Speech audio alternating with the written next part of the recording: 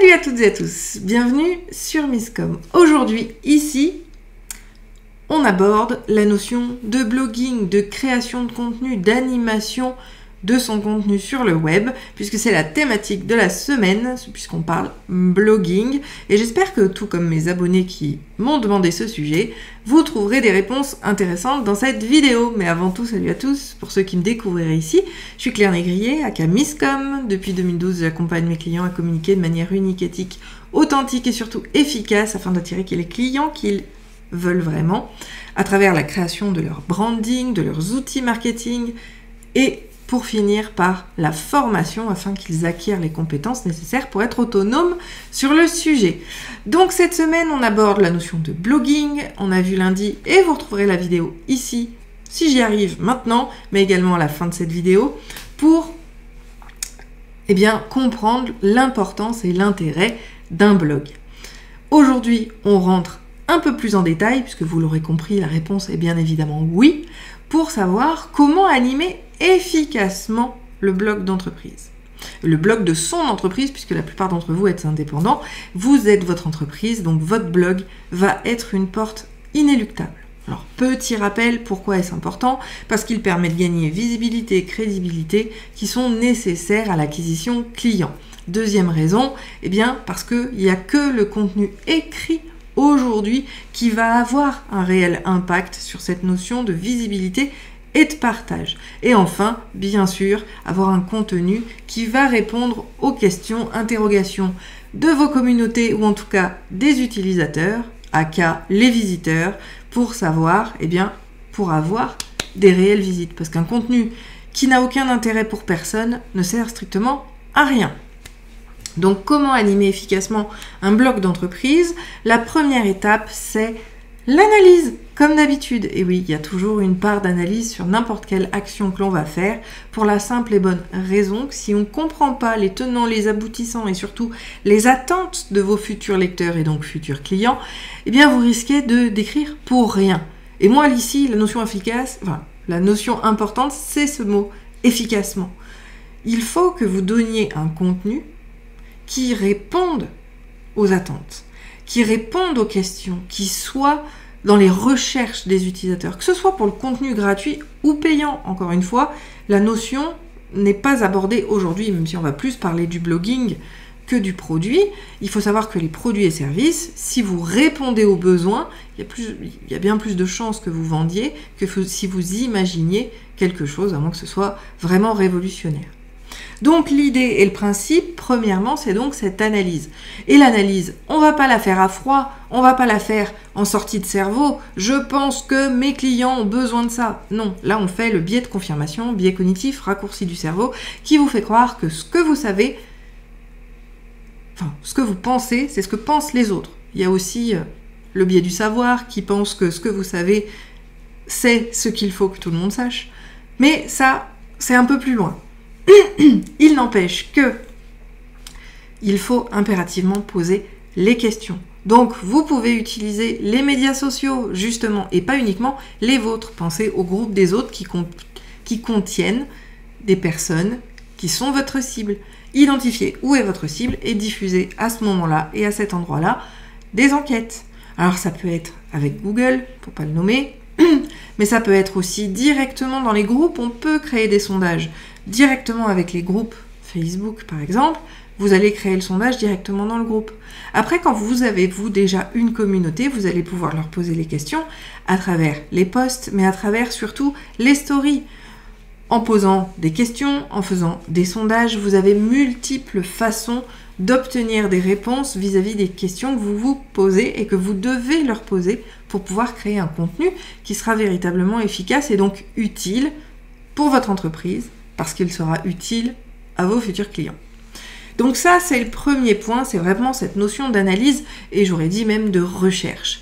La notion de recherche, autre étape pour trouver des idées de contenu, ça peut être, moi je sais que j'aime pas cette pratique-là, mais elle existe, c'est de voir un petit peu ce que font les concurrents.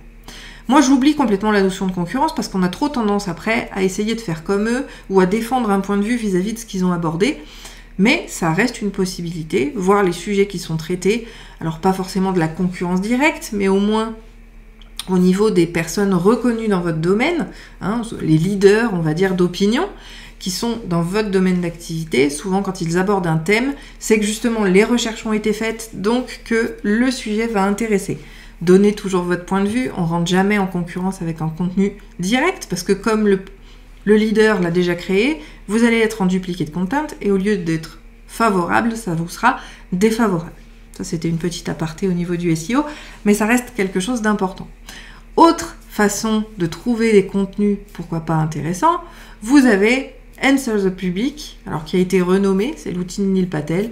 Il y a 3 recherches par jour que vous pouvez faire à partir de mots-clés qui vous donnent des idées par rapport au volume de recherche.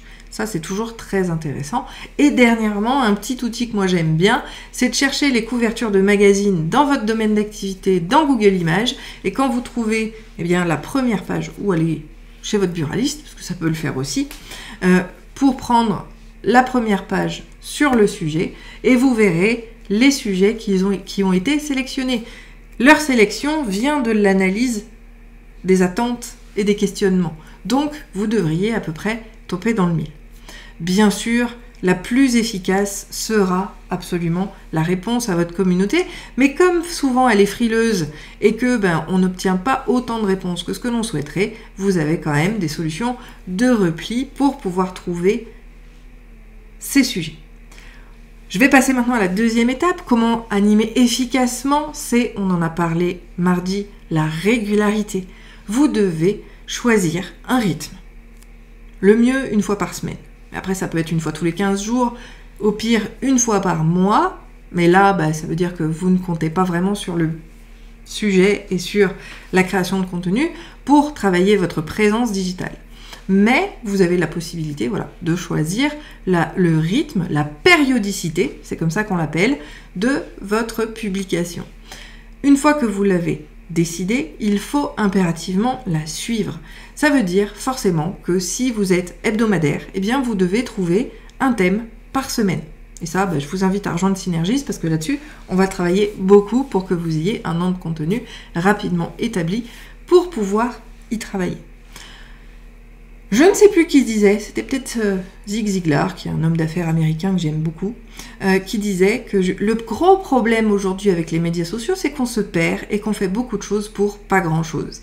Il faut revenir à l'essentiel. Il faut passer 20% de votre temps à créer du contenu et 80% du reste du temps à promouvoir ce contenu. La promotion, c'est pas un bon de réduction en euros. La promotion vient du fait pro, mise en avant, motion, mouvement. C'est le fait de mettre quelque chose en avant. Et ce quelque chose, ça va être votre contenu.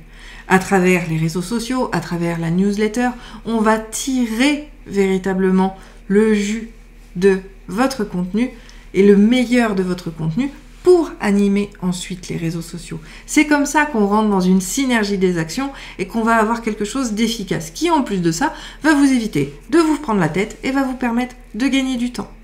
Bien sûr, on va aussi travailler cette notion de contenu en termes de référencement. Autant mêler l'utile à l'agréable. Si j'écris des contenus, autant que je les écrive avec un semblant de SEO friendly pour que ceux-ci puissent être référencés. À savoir qu'il faut à peu près 3 à 6 mois pour que votre nouveau contenu soit utile et utilisé. Oui, parce qu'il y a l'indexation, ça peut se faire assez rapidement, surtout si vous le faites manuellement. Mais après, il faut-il encore que les gens recherchent à partir des requêtes et fassent ressortir votre article qui va remonter progressivement. Donc il faut compter 3 à 6 mois. Malgré tout, sachez que tout format, toute rédaction va vous permettre de gagner en visibilité sur la toile. Dernier point, et qui pourrait finalement s'avérer être le premier, c'est de choisir le type de contenu que vous voulez faire. Et oui, je parle beaucoup de rédaction, parce que forcément, c'est le plus simple. Rédiger un article, ça prend X temps, mais c'est rédigé, c'est fait, c'est plus à faire. Vous pouvez aussi utiliser cette animation, je dirais, comme je le fais moi avec Misscom, à travers la vidéo, à travers un podcast.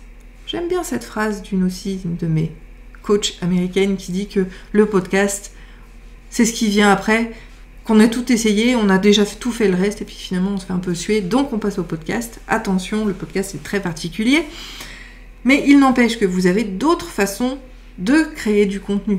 Vidéo, audio, audiovisuel, rédaction. Par contre, il faut toujours tout mettre en mode rédactionnel. C'est ultra important parce qu'aujourd'hui, et c'est pas demain la veille que ça va changer, il n'y a que l'écrit qui va vraiment vous permettre de remonter dans les moteurs de recherche.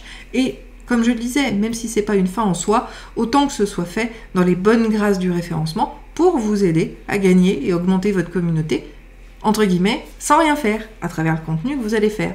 Donc si vous faites seulement des articles, ce sera fait, bien évidemment. Si, comme moi, vous faites de la vidéo ou de l'audio, il faudra créer un article peut-être plus court que le contenu lui-même, mais qui va pouvoir résumer, donner les grandes lignes de ce que vous abordez pour pouvoir être utile en termes de référencement et ressortir par rapport aux requêtes des utilisateurs. Donc, la partie référencement, même si on ne cherche pas forcément à l'avoir, c'est important. Ben oui, parce que si on vous suit sur YouTube, on ne vous suit pas sur votre site. Si on vous suit sur les médias sociaux, on ne vous suit pas sur votre site. Et si on ne voit jamais votre site, on ne voit jamais vos services, on ne voit jamais vos produits. Et en fait, on n'achète jamais rien de chez vous. Donc l'idée, c'est bien évidemment de pouvoir relier, quel que soit le type de contenu, à votre site internet pour en avoir la paternité ou la maternité. Et puis surtout, voilà, que les gens puissent naviguer ensuite à travers votre site. Ben oui, parce que j'ai beau dire, n'hésitez pas à aller voir l'article complet ou le détail dans la description. Combien d'entre vous, réellement, vont cliquer sur les liens dans la description? À mon avis, on n'est pas loin de zéro. Donc l'idée, encore une fois, c'est de toujours proposer des choses qui vont être en lien et qui vont amener les gens à aller naviguer sur votre site internet, ce qui nourrira également votre référencement puisque tout est synergie en communication. Il n'y a rien qui n'est utile que pour une seule chose. Tout est utile partout et tout est en lien. Mais ça, c'est un autre sujet qu'on a déjà vu, je crois, et que vous retrouverez, si c'est le cas, dans la description de cette vidéo. Sur ce, je vous souhaite une très bonne journée, un très bon appétit. On se retrouve la semaine prochaine pour un nouveau sujet sur Misscom. Je ne l'ai pas, donc je vous invite encore une fois à me contacter en commentaire, par message privé sur les réseaux sociaux ou encore à claire@misscom.fr pour me donner vos besoins, vos idées et que je puisse construire des sujets qui vous intéressent vraiment. Très belle journée, très bon appétit et à la semaine prochaine. Ciao!